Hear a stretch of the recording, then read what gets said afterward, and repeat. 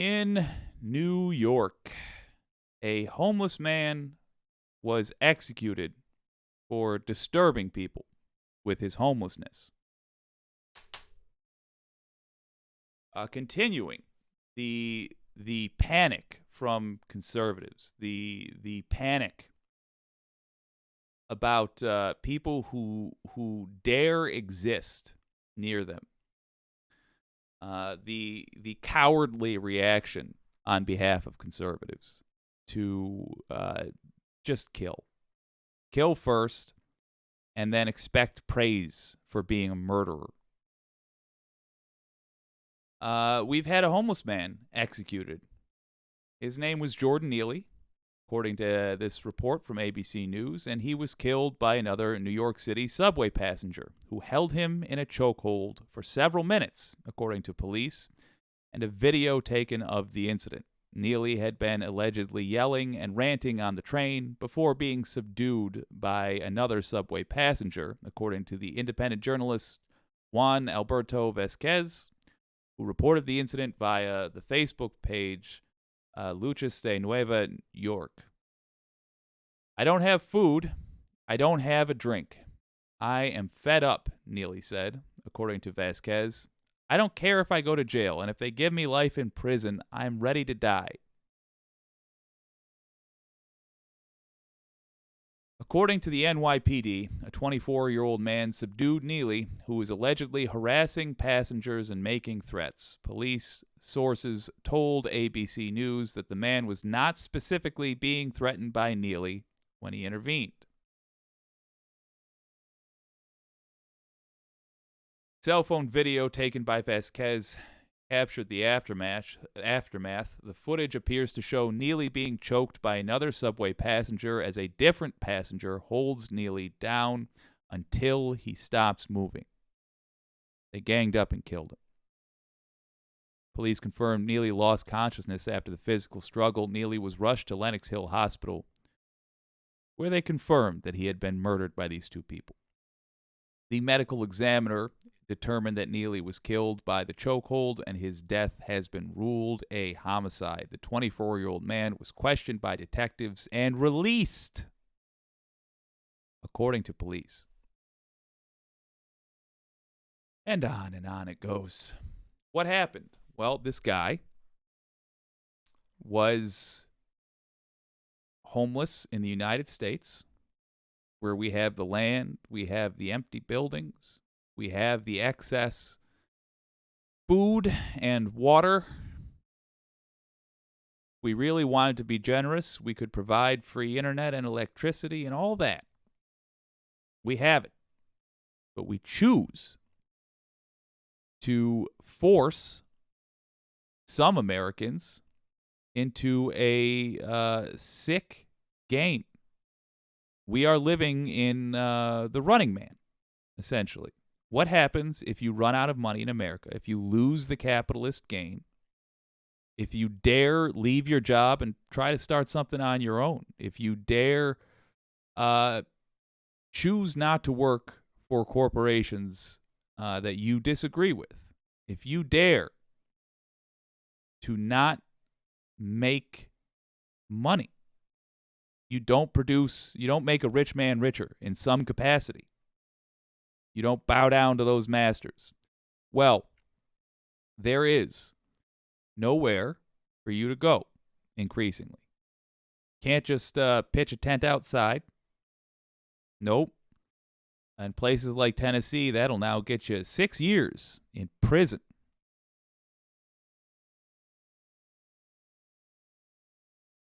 You are allowed to be attacked. You're allowed to be treated like something less than human. People say cruel things to you. People sneer at you. If it's freezing out, we let you freeze to death. And if you dare make a fuss on the subway, apparently, people will gang up and strangle you to death. Other people will watch and film it and not intervene because you were making a scene. You were scaring people that had money, and they're easily spooked. They're a skittish lot. That's the reality we live in. The Majority Report talked about it today. I'd like to play the call they took from Dave from Jamaica, who, in my opinion, nailed exactly what the cultural problem is. We already know we have problems in the legal structure. Sure, we have to deal with that. At the same time, as we've seen when a basketball rolls into a yard or a child knocks on a door, we have a cultural problem too. Conservatives in the United States and the vast majority of people who are comfortable, they're encouraged to be cowards, and so they act like cowards. They're a cowardly culture, and we have to deal with it. Let's listen to Dave from Jamaica. All right, let's take a call really quickly. Calling from an 818 area code. I think I know who this is. Who's this? Where are you calling from? Hey, it's Dave from Jamaica. Hey, Dave. How are you? You calling from the mines, buddy? What's going on down there? Yeah, you got it. No speaker. You're a vet. I am here. calling from the mine. You are? Yeah, I'm. Yeah. All right, you get a pass. All right. I know you guys wanted to move on to a different topic, but the story of that man was choked to death on the subway.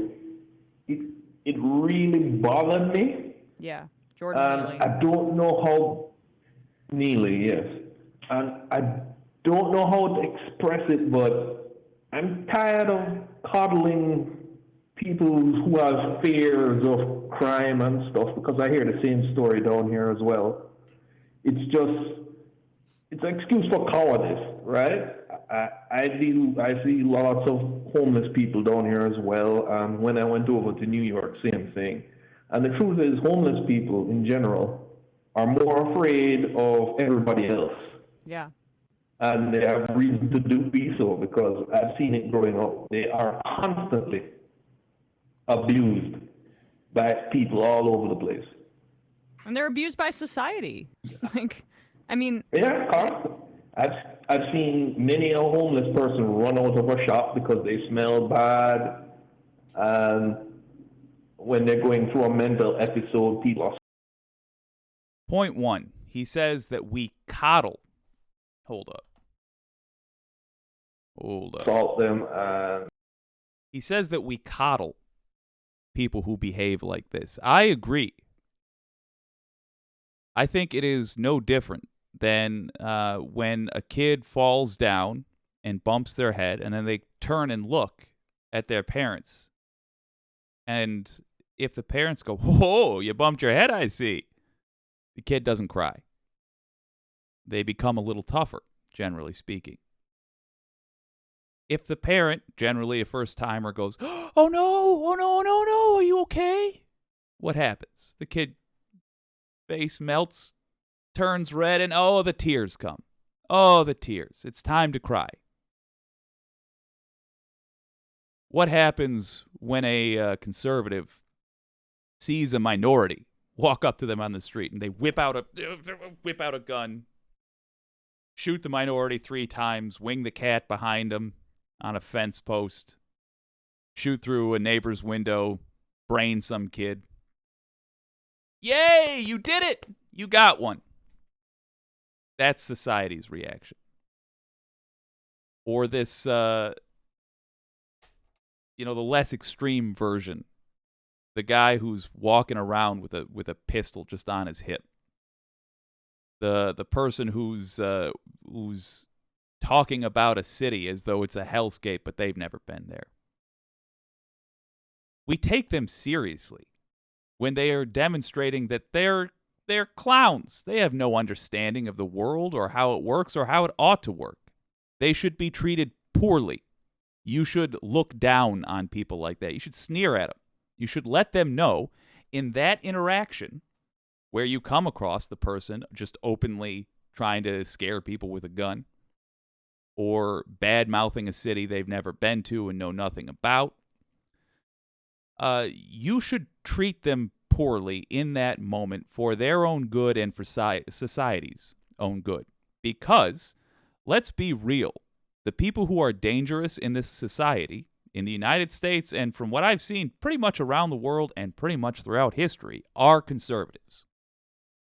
People who are too scared of the world to look at serious ways to fix its problems, who need to pretend like the problems are something else because they're just such cowards. We need to start making them stronger. Yes, believe it or not, my pitch is to make conservatives stronger. Because if they become stronger human beings, I truly believe they will cease to be conservatives. They won't need their binky anymore. Their guns and their hate and all of the filth they bring to the table when we have to deal with conservatives.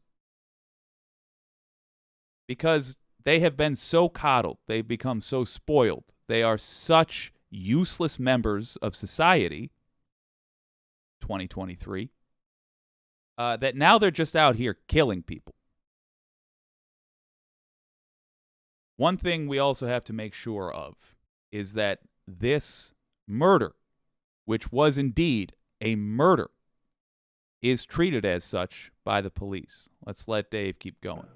That's kind of a day-to-day thing that's happening.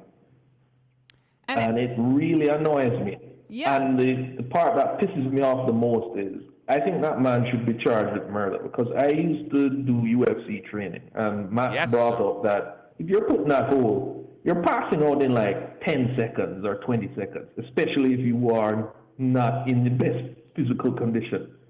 And whether he was held for 3 minutes or 15, after you pass out and somebody has you in that hole, they're cutting off blood to your head. So you're going to have brain damage in maybe 2 or 3 minutes, and you probably die in 4.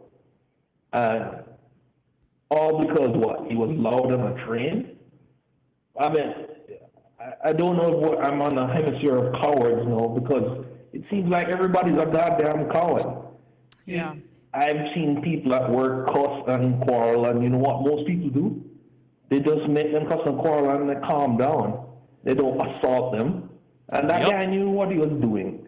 Almost certain of it. Because anybody who plies that hole knows they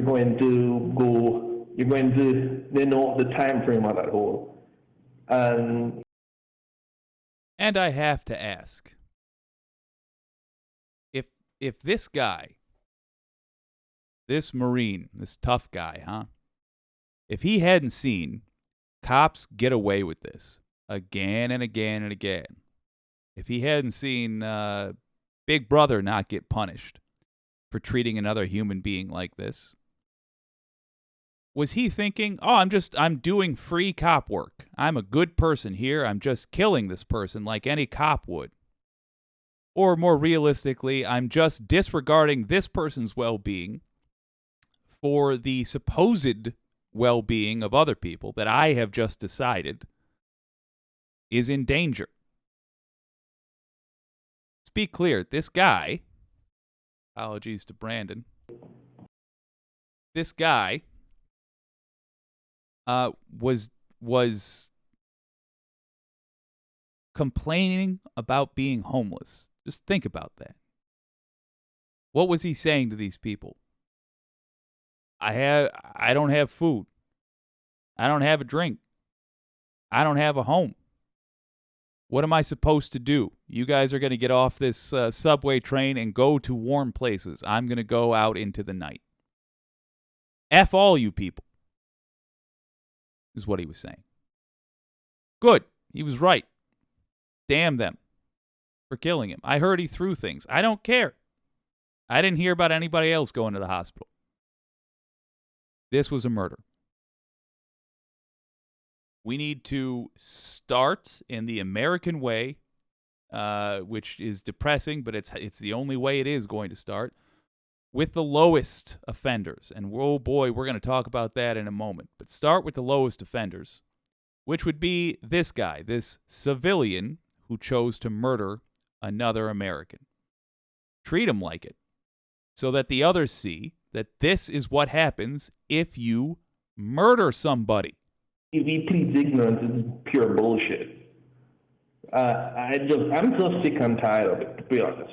I'm tired of coddling cowards, because most people complain most about crime have not really experienced that much crime in their lives. I'm sorry. That's the general thing about it. It's what Matt says. Most of them have not experienced it. That's what Matt says about how, like, you know, he gets asked a lot from his North Dakota. I don't want to misrepresent what you say here. They act like I'm some sort of like I'm in Iraq or something because I walk to work in Brooklyn, and like not understanding that, like, actually compared to Omaha, like there's less crime per capita here, and it is a part of the. Like, this is like this again. Hollywood made a movie called Death Wish where a vigilante just went around killing people, and you watch that and it's like, holy shit, how did this get made?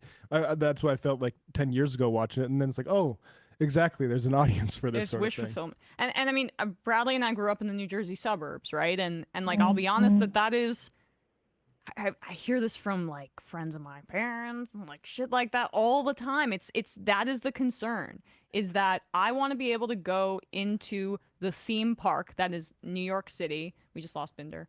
The theme park that is New York City, and it be like Disney World. Like, I want to be able to go and see a show and it be a pleasurable experience for me, and somehow that cowardice, as you put it, Dave, trumps humanity. It's like it. And this is the coddling, reaching into those who are simply comfortable. It is just like at work.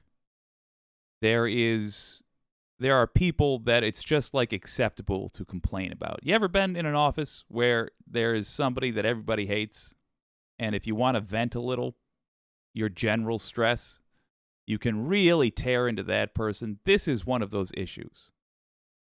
Comfortable people in their little bubbles getting to say, oh, let me express concern for you.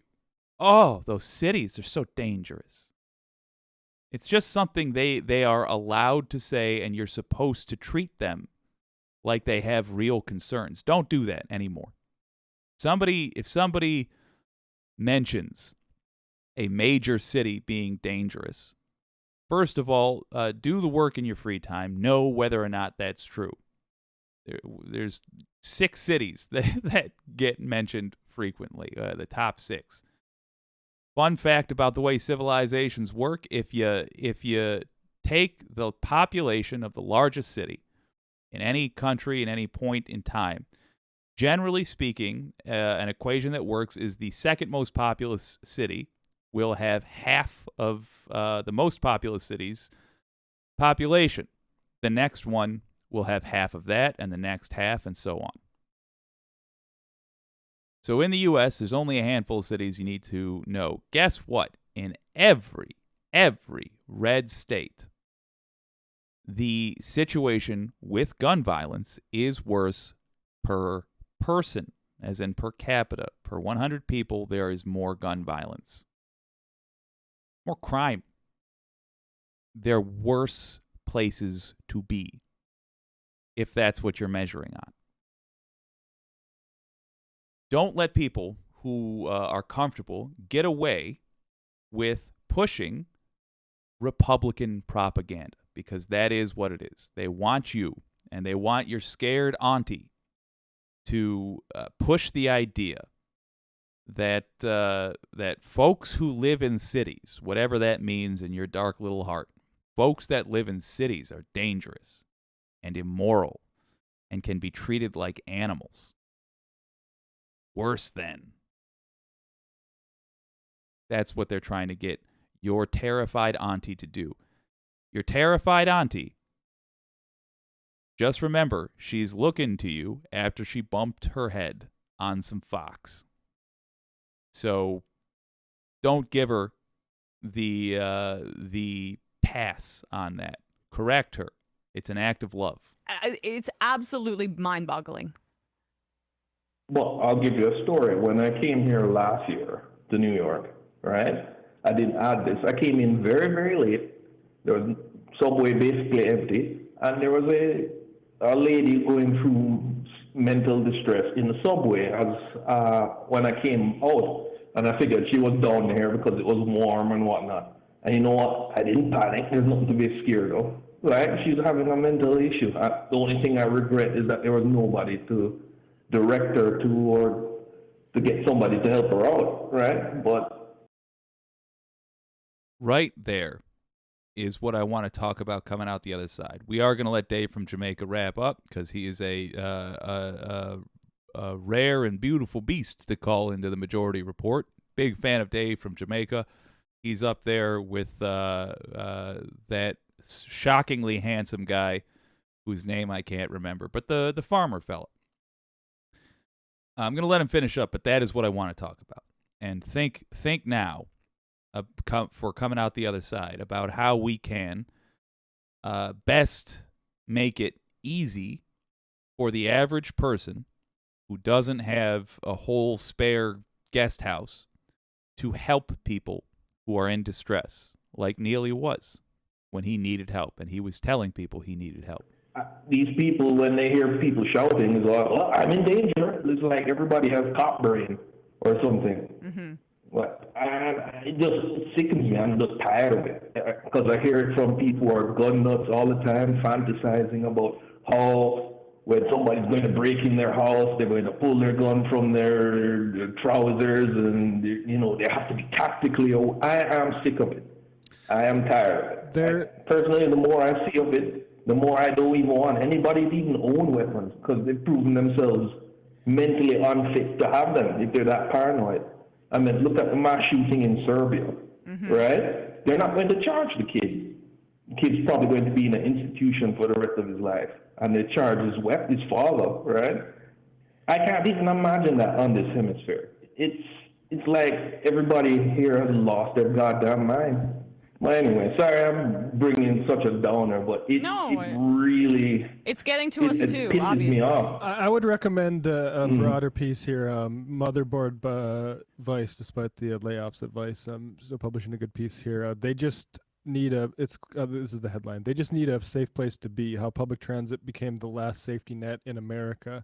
The surge in homelessness on transit systems creates a conundrum for agencies used to the old way of doing things. And I mean, that's what is like, that's, people are going there because it's a place to like maybe get some change so they can have some money.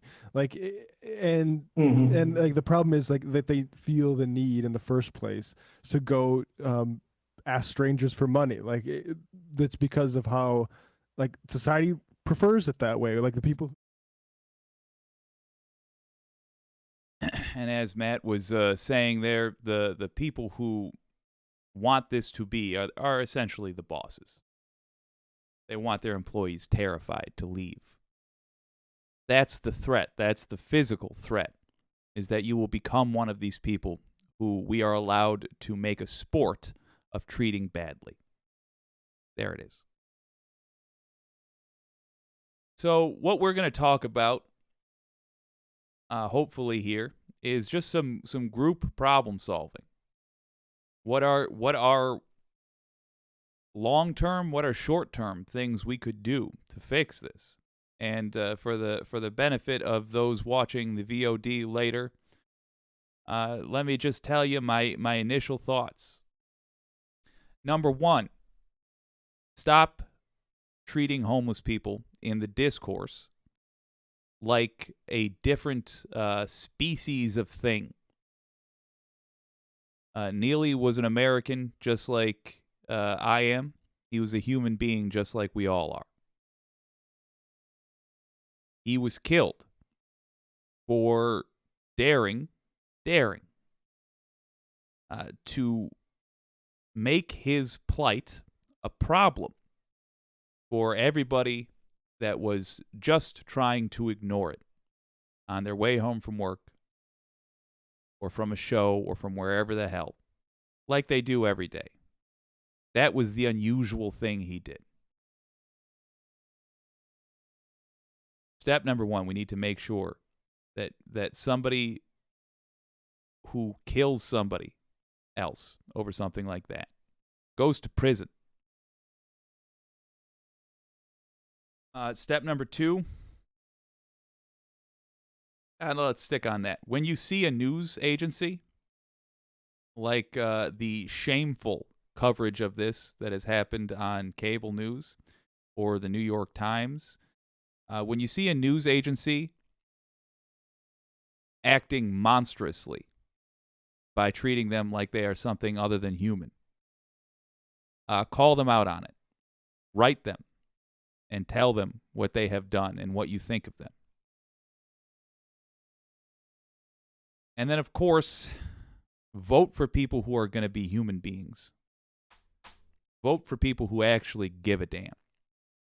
This is going to be more than just voting for Democrats. Yes, if you've done nothing until the general election, then yeah, vote for the Democrat. It's not a guarantee that they're going to give a shit about homeless people, but they're much more likely than the Republicans. But vote as left as you can in the primaries. This is why.